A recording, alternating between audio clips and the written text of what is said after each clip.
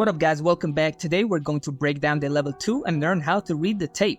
Now mastering the level 2 on the time and sales is one steep learning curve. And the only way to be good at reading the level 2 on the time and sales is by reading it every single day. It's like learning a new language. It takes time. How do you get better at push-ups? You do more push-ups. How do you get better at basketball? You play more basketball. How do you get better at math? You do more math.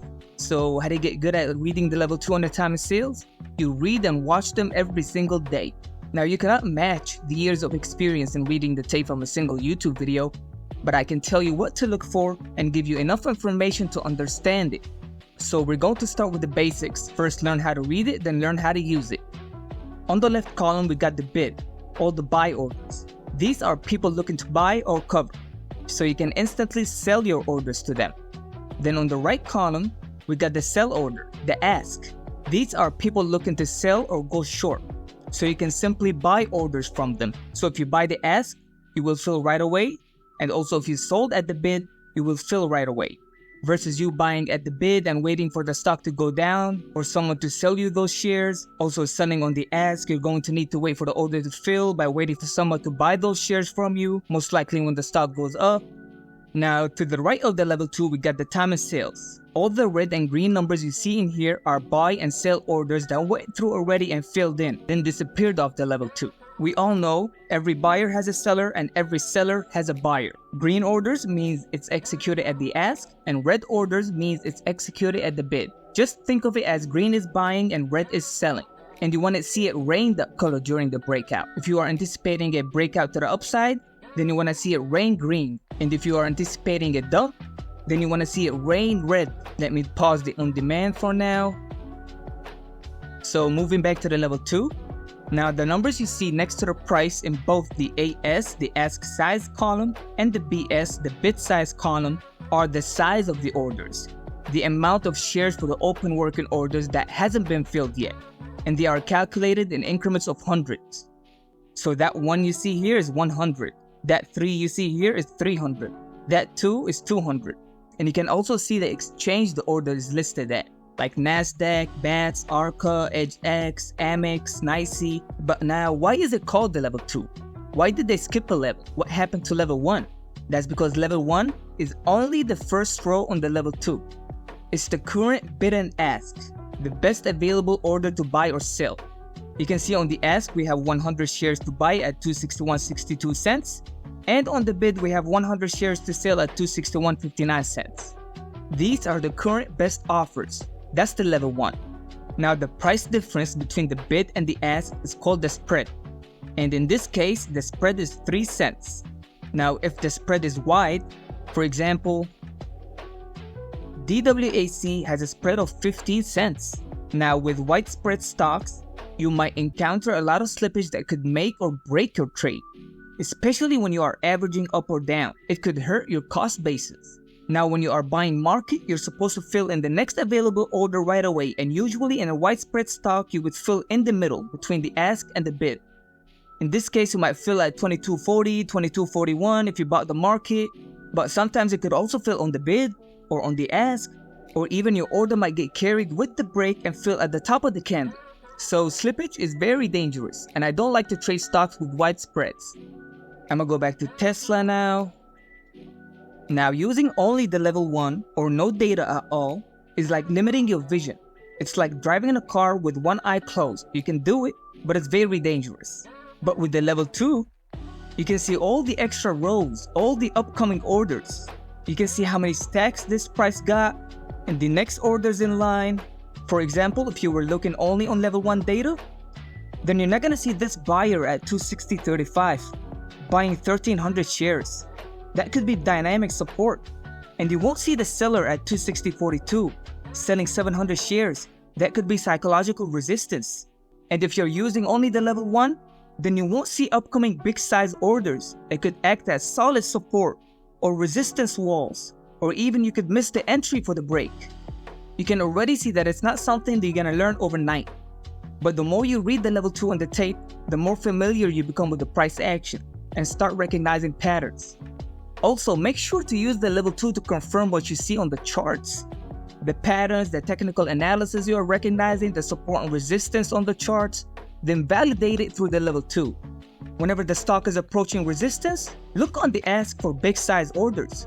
Whenever the stock is approaching support, look at the bid for big size buyers.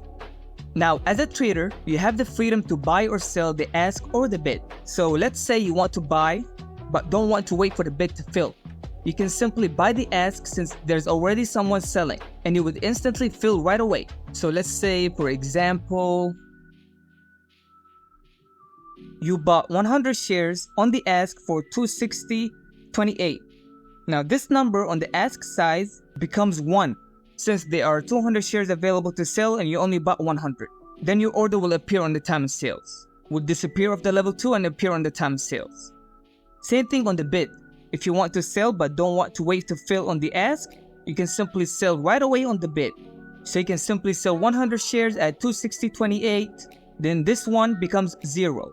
Now, if the whole amount, the whole size in the row got eaten up, then the row beneath it takes its place. Now, since the price beneath it is lower, when it takes its place, the stock decreases in price and goes lower. That's why when I'm bearish, I like to sell the bid.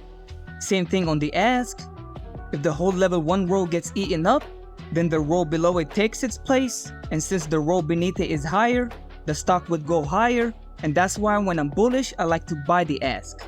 In both situations, it's like I'm adding to the strength that's already coming in.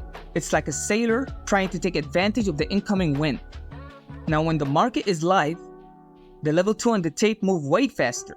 And it's a battle between the bulls and the bears to find who's got the upper hand. Now, you can also know the volatility of a stock from just looking at how thickly or thinly it is traded on the level 2. Volatile stocks like Tesla, for example, they have price gaps in the level 2. You can see down below, if it broke that 260.41 cents, then it jumping to 260.50 right away. That's 9-cent jump. Then it broke the 260.50, it's jumping 42 cents straight to 260.92 cents.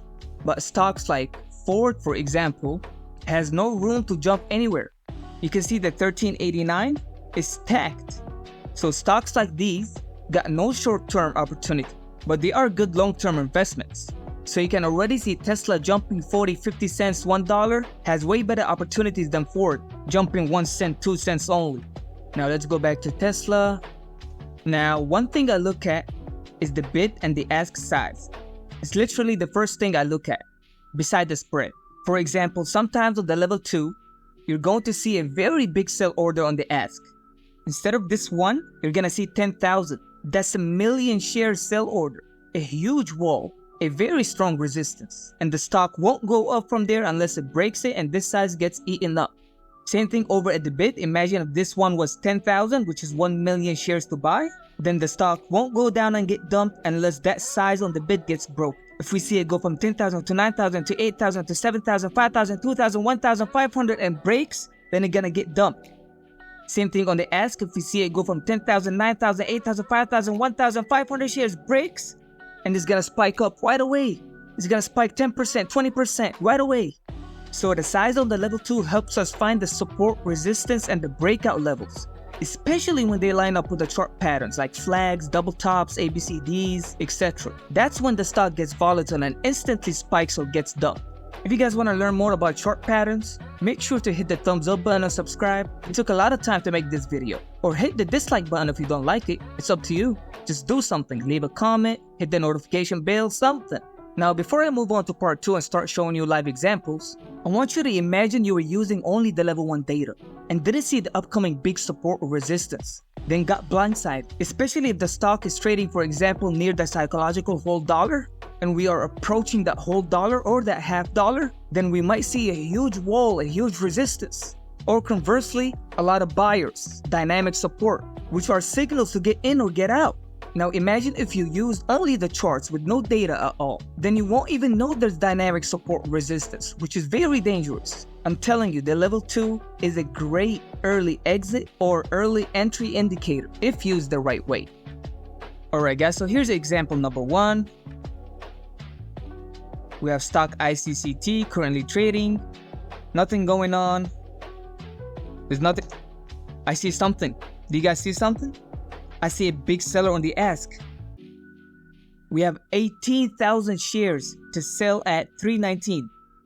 Not only that, it aligns with the chart. Look at the chart. We have this pivot at 319. So we already know we have resistance at this pivot. We need to eat this resistance up and break it to the upside. Now, if we cannot eat this, then it's gonna get dumped. It's gonna reverse. Let's see what's gonna happen. Now, I also see 7,000 shares at 320, which is the next pivot. So not only I'm seeing the next step, I'm also seeing future steps. Let's see what's gonna happen. Look at that, it go 160, 130, 80, 70, 40, 10 shares, one broke. Now we have another order, 13,000 order. It goes 130, 120, 90, 70, 40, 20. 20? Is it gonna break? 37, 36, 34? Bang, it broke. It spiked up 20, 10, 20% right away. If you're holding 10,000 shares at $3 right now, you would have made it $2,000 easy in 10 seconds. $2,000. Let's go back to the break. Here, you see 13,000 on the ask. It goes 120, 90, 70, 40. By the way, that's when I'm adding, when it's getting eaten up. When it goes down to 10, 9, 8, 7, 6, 5, 4, that's when I'm adding. That's when I enter. I'm adding to the strength right there.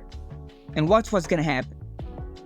Bang, bang, bang, spiked up 10, 20, 30%. It kept on going. So that's example number 1. Moving on to example number 2. So here, we got the same stock on a different day. Let's see what's gonna happen. Here's the resumption. Do you notice something? Because I do. I see 20,000 shares to sell at 240. That's a huge resistance. We need to either break it, eat them up, or otherwise we're gonna see a reversal. We're gonna see a dump. Let's see what's gonna happen.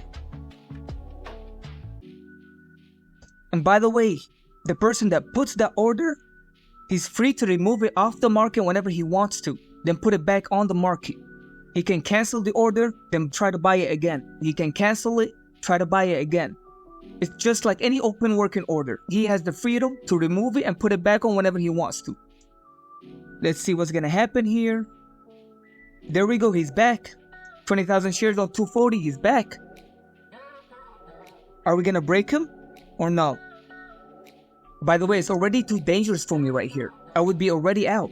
I don't want to be holding then see him break. I want to add while it's breaking.